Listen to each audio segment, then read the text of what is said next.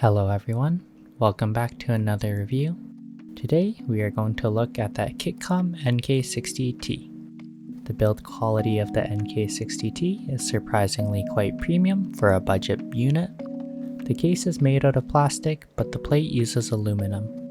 With this combination, you get a surprisingly rigid keyboard.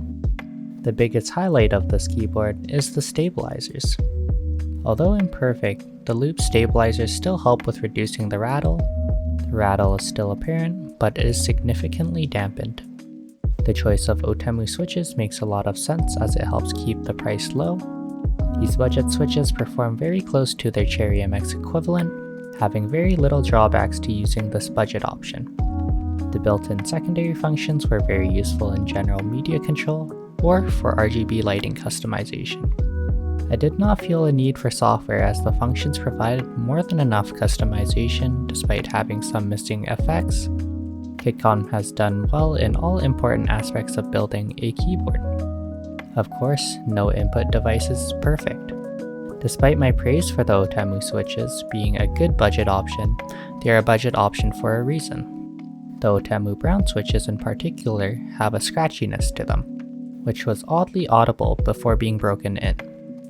The font on the keycaps is quite strange and feels incomplete. Having a cable raceway is nice, but the implementation was lackluster with its very tight bends.